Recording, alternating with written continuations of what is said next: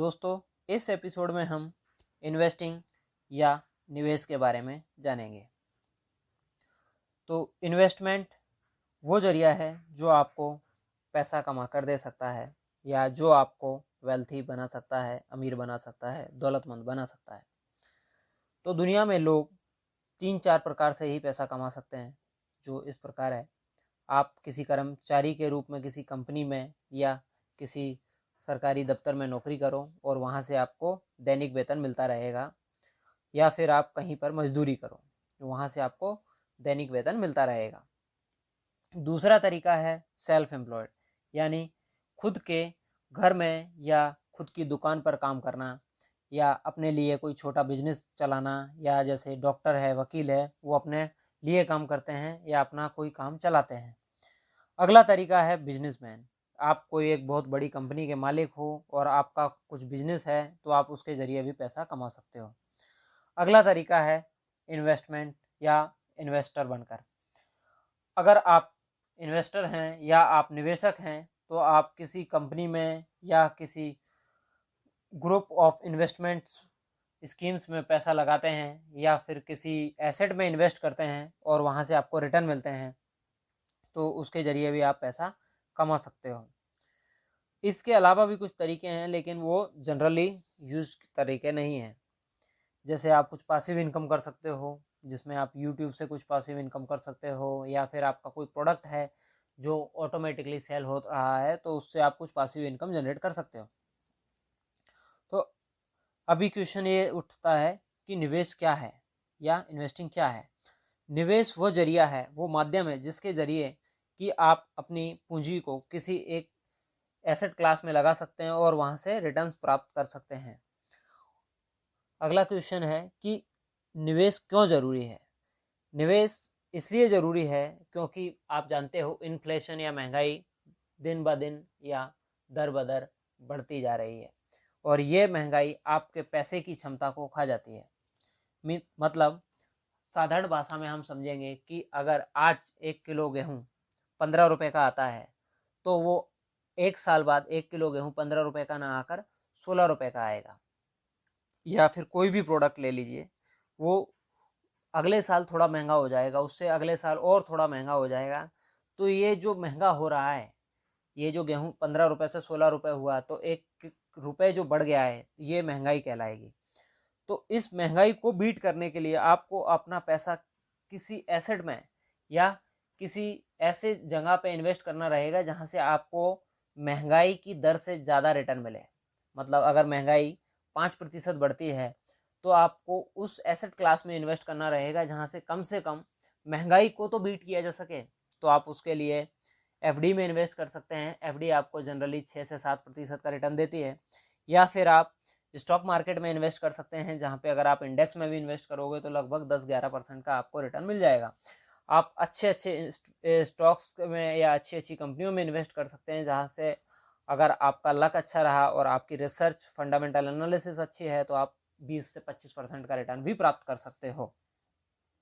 आप गोल्ड में इन्वेस्ट कर सकते हो। आप इन्वेस्टमेंट के लिए किसी और प्रीसियस मेटल में, डायमंड में इन्वेस्ट कर सकते हो। आप कॉपर, एल्यूमिनियम, सिल्वर में इन्वेस्ट कर सकते हो। आप कमोडिटीज़ में इन्वेस्ट कर सकते हो। आप क्रिप्टो करेंसी में इन्वेस्ट कर सकते हो। मतलब आप किसी भी ऐसी जगह पे इन्वेस्ट कर सकते हो जहाँ से आप महंगाई को बीट कर सको। बस आपका चयन अच्छा होना चाहिए, उसके लिए आपको फंडामेंटल एनालिसिस भी सीखना रहेगा और आपको टेक्निकल एनालिसिस भी आना चाहिए अगर आप ट्रेडिंग करके पैसा कमाना चाहते हैं। तो कौन सा निवेश सबसे अच्छा है, ये एक बहुत ही इंपॉर्टेंट क्वेश्चन है और जनरली पूछा जाता है। तो इन्वेस्टमेंट कौन सा सबसे अच्छा है, इसकी बजाय ये जानना चाहिए कि आप किस सेक्टर को या किस इन्वेस्टमेंट को आप सबसे अच्छा जानते हैं। अगर आपको क्रिप्टो करेंसी की समझ ज़्यादा है और आप क्रिप्टो को अच्छे से जानते हो, तो आप क्रिप्टो में इन्वेस्ट कीजिए।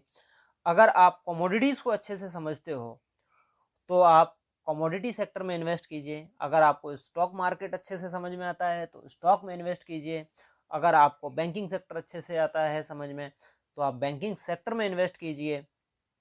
अगर आपको ऑटोमोबाइल सेक्टर अच्छे से आता है तो ऑटोमोबाइल में इन्वेस्ट कीजिए। अगर आपको बिजनेसेस अच्छे में समझ में आते हैं तो बिजनेसेस में इन्वेस्ट कीजिए। मतलब आपको उस चीज़ में इन्वेस्ट करना चाहिए जिस चीज़ में आपका इंटरेस्ट है, जो चीज़ आपको अच्छे से समझ में आती है, ना कि उस चीज़ में इन्वेस्ट करना चाहिए जो आपको समझ में नहीं आता है। अभी अगला क्वेश्चन आता है कि निवेश करने से पहले किन बातों पर ध्यान देना चाहिए। तो निवेश करने से पहले आपको हमेशा एक बात ध्यान रखना चाहिए कि निवेश हमेशा मार्केट पे डिपेंड होता है। मतलब अगर मार्केट में चीज़ों के भाव बढ़ते हैं तो आपको रिटर्न में अच्छा मिलता है, अगर भाव गिरते हैं तो आपको रिटर्न कम मिलता है या आपका रिटर्न माइनस में भी हो सकता है। इसलिए आप उस ही पैसे को इन्वेस्ट कीजिए या उस ही अमाउंट को इन्वेस्ट कीजिए जो आप अफोर्ड कर सकते हो। मतलब आप लोन या उधार लेकर इन्वेस्ट ना करें, ताकि अगर आपको नुकसान हो तो आपका ये नुकसान आप भर ना पाओ और आप किसी सदमे में चले जाओ और कुछ गलत कर बैठो। निवेश करने से पहले ध्यान देना चाहिए कि आपको सिर्फ उसी सेक्टर में इन्वेस्ट करना चाहिए जिस सेक्टर की आपको पहचान हो, जिस सेक्टर की आपको समझ हो। ऐसा नहीं होना चाहिए कि आपको डिफेंस सेक्टर समझ में नहीं आता है और आप डिफेंस में इन्वेस्ट कर रहे हो, या फिर अगर आपको फार्मा सेक्टर समझ में नहीं आता है और आप फार्मा कंपनियों के शेयर खरीद रहे हो। आपको सिर्फ उसी सेक्टर का में इन्वेस्ट करना चाहिए जिस सेक्टर की आपको समझ हो। और अगर आपको किसी सेक्टर की समझ नहीं है तो आप ये अच्छा रहेगा कि आप उस सेक्टर से दूरी बनाए रखें और उस सेक्टर से दूर रहें। अगला महत्वपूर्ण क्वेश्चन है कि निवेश की शुरुआत कब करें। तो वैसे तो निवेश की शुरुआत करने का कोई भी फिक्स समय नहीं होता, लेकिन आप जब जागा तभी सवेरा।